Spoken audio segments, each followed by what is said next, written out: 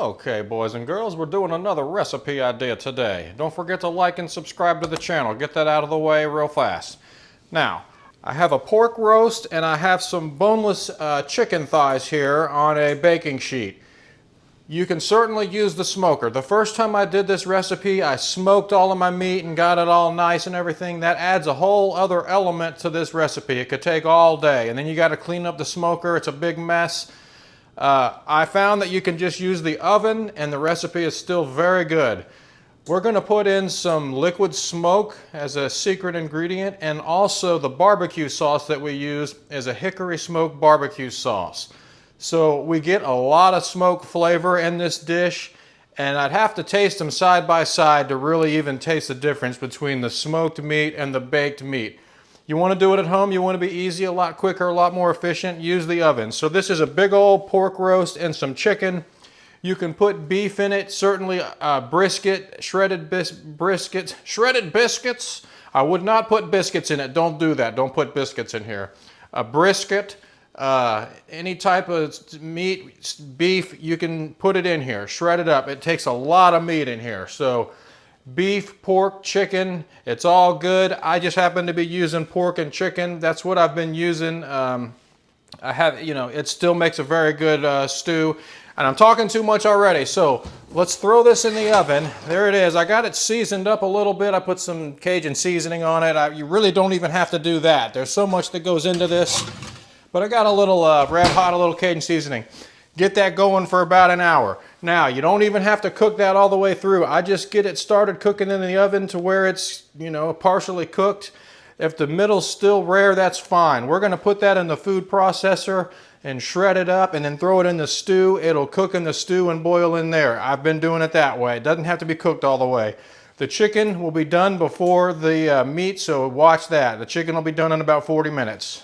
Okay, next, I got a large onion and I got it small diced, and I got some butter. I'm going to saute these onions with some butter, get them softening up. Then we're going to take all of these ingredients right here and drain them in a strainer, colander, noodle strainer, whatever you want to call these things. Drain them and put them in there. We got green beans, we got lima beans, we got corn, we got carrots, we got potatoes, we got tomatoes. Okay, so I'm getting away from myself now. You do not drain the tomatoes, everything else drain. It's 2 cans of each, and the corn, I put a can of sweet cream corn in there. Sweet style cream corn is what that's called now. So don't drain the sweet corn. That's part of the secret ingredient. Makes mine a little different. And drain everything else. Drain the corn. Now the lima beans, you can use frozen lima beans, whatever. My store just happened to have these canned lima beans, and they're already seasoned, but it's fine. I just drain them and use them. They're seasoned lima beans. You can use frozen, fresh lima beans, whatever you want to do. You can use fresh potatoes and carrots. It'll just take a lot longer to do, and you got to chop them all up and peel them and everything. So drain all of that crap except for the tomatoes. Leave the tomatoes, 2 cans of diced tomatoes, leave those undrained. And then we're going to throw that in with the onions. Here we go. Okay, we've got the butter in there with the onions frying up. And here's everything we got. We got green beans, we got lima beans, we got corn. We have a can of sweet corn, undrained, or cream corn, undrained. We got sliced carrots, we got diced potatoes, we got tomatoes, undrained, and then now a can of what is that, a liter?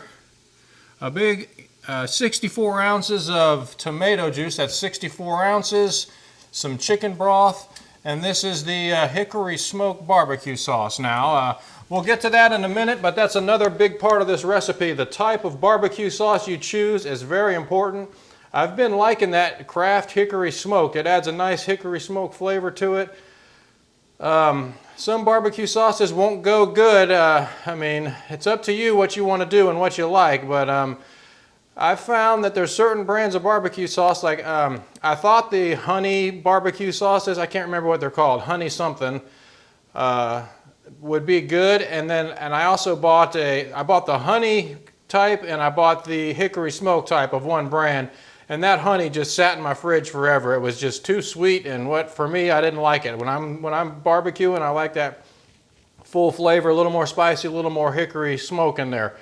So that hickory smoke craft has been really good for this recipe. It adds a nice smoky flavor, like I said, because we're not smoking the meat. I've been liking that one. So we're going to dump that in there here in a little bit.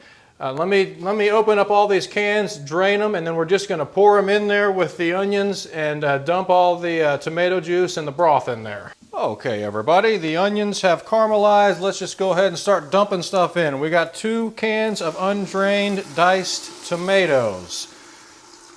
Putting those in first to get a little juice in there so I don't burn the bottom of my pan. So there's that. And we got a can of creamed corn straight out of the can. Throw that in there.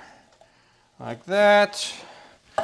And then this is all of our vegetables, and I'm just going to dump these in here.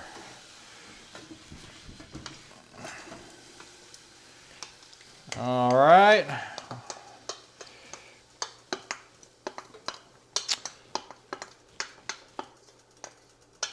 So there's all of our drained vegetables.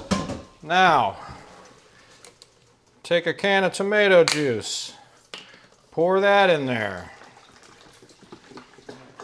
I didn't even shake it up. I probably should shake it up a little bit. There's probably a little bit of stuff on the bottom. Let's shake it up a little bit.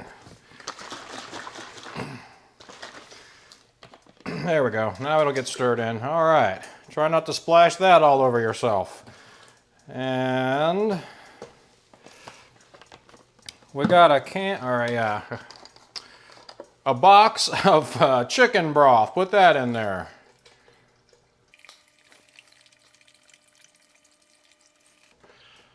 Oh, and I also forgot, you need to put a little bit of garlic in the bottom of the pan with the onions before you do this. So some fresh garlic. I'm going to get that going. I'm going to saute it in a separate pan and heat it up and put it in there. You could put it straight in. You want to put garlic in there. Forgot about the garlic. All right. So there's all that. Just let that get to heating up now, and then we can start adding our seasonings. We're going to save the barbecue sauce until after it cooks, after we add the meat in there here in a little bit. So let me get this simmering. I'm going to get some garlic going. It's just right here. I'm not lying. So I'm just going to heat up a little bit of garlic with some butter, and I'm going to put a couple spoonfuls of garlic in there. Okay, just so you know I wasn't lying, here goes my garlic in there with a little butter.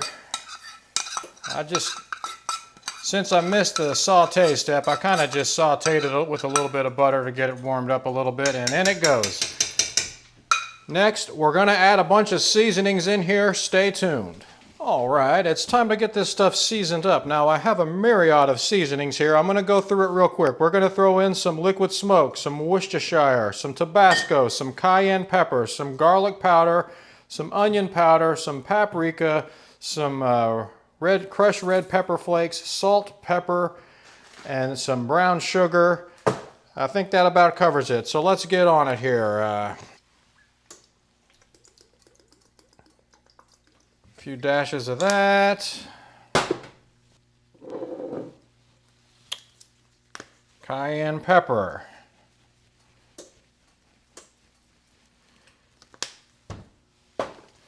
Garlic powder.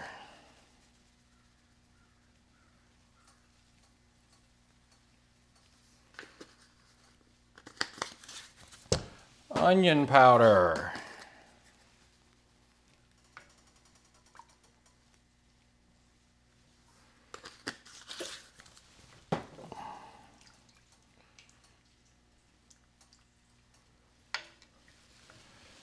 Red pepper flakes. A few of those in there.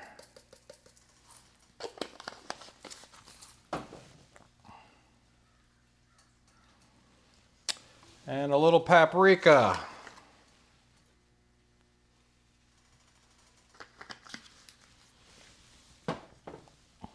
Put a little brown sugar in there. Now mine is thoroughly expired, so it's a little little bit tough, but that'll loosen up in there. I'm pretty sure the heat will break that up a little bit. Put a little brown sugar in there.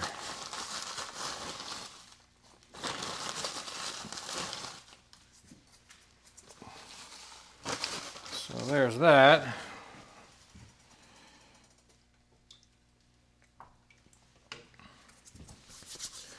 All right, now salt and pepper.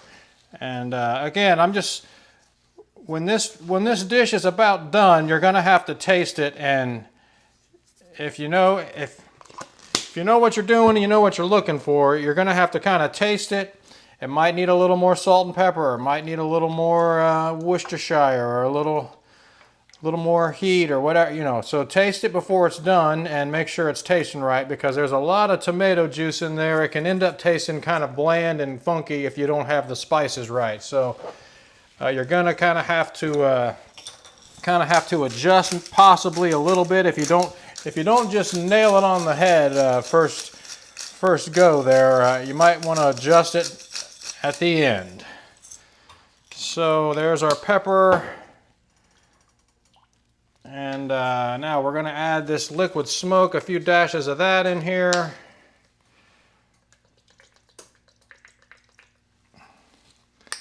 And again, you can add more of that at the end if you want to. And of course, some Tabasco sauce. Now I can smell that liquid smoke.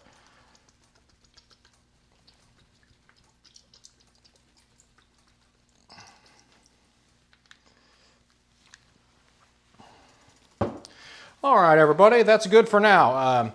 We're going to let this cook for about an hour while the meat's cooking, and then we'll come back, grind that meat up, and put it in here. I like to grind the meat in a food processor because it gives the stew just a nice, rich, the texture is really good. That meat's all really ground, shredded up fine, and every spoonful is just full of meat and everything.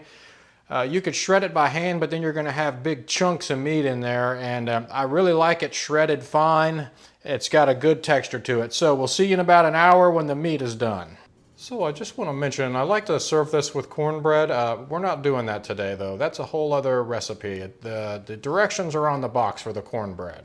All right, now everybody, it's been about 45-50 minutes, and the chicken is certainly done, and I think the pork is done enough to use. I usually just go ahead and take it out. I got my little food processor out here, if you can see that. I take it out and go ahead and grind it up and put it in there and cook it in there, and then whatever's left over, I just put back in the oven and finish cooking it for another half hour or whatever. It just speeds it up and everything, and it's not really necessary to cook it. That's just my opinion.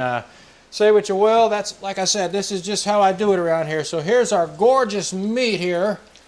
And you can see that's cooked enough. It's browned up enough that you can take some slices off of it and put it in the stew.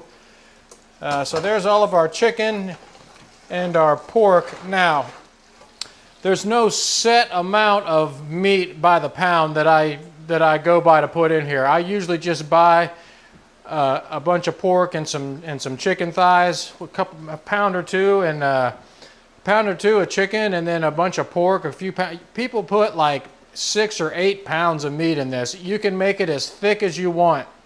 So just the more meat that you add in there, the texture just keeps getting thicker and thicker, and it's just a richer, heavier, hearty stew. So if you only got a couple pounds, it would probably be fine. If you wanted to put 6 pounds, that would work too. It'll just be really thick. So I just kind of find a nice happy medium. I like a nice hearty stew, but I don't usually overdo it, and I save some so I can eat it on sandwiches or whatever. So you could use all kinds of pork. I've already been through that. I mean, you could buy a bunch of pork chops and grind them up and put them in there if you wanted to, or, you know, all kinds of meat. You just need a bunch of meat in there. So we're going to do that now. I'm going to grind this all up in my food processor and put it in there. All right, I'll give you an example of how this looks. Here's a couple pieces of chicken we'll throw in there first.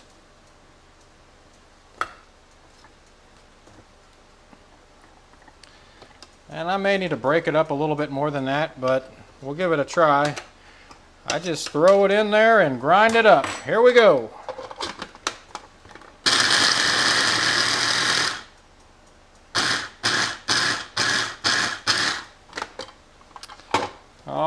so there we have it. It comes out looking like that. And then we just put it in the stew here in a minute. All right, this is all of my chicken meat ground up. I'm gonna go ahead and throw that in there just because I need space. I need to use this pan, so I'm gonna just throw it in here. I don't know what that is, a couple pounds of chicken meat. Like I said, it doesn't really matter.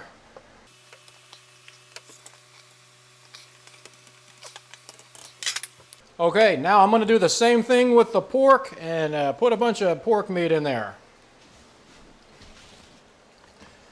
This is not rocket science here. It's not very hard, people. I'm gonna get my electric knife out and just take some slices off of that, grind it up in my food processor, and in it goes.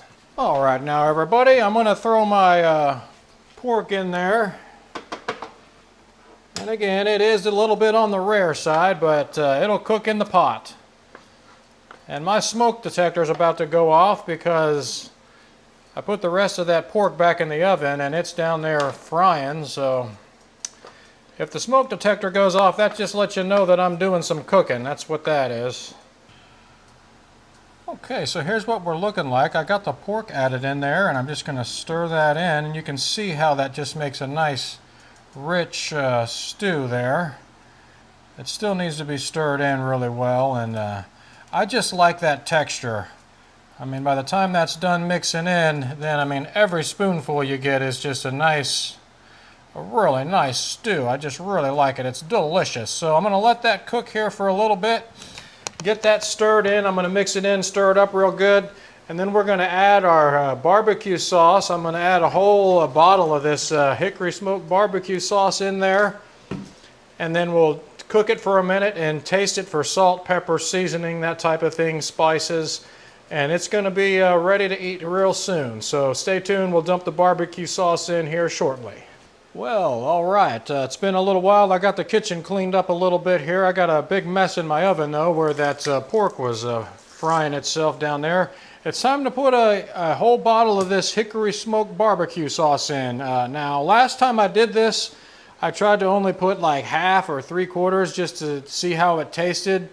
And I felt like it just needed more. It wasn't strong enough. So I went ahead and put the whole thing in. So I'm going to do that again.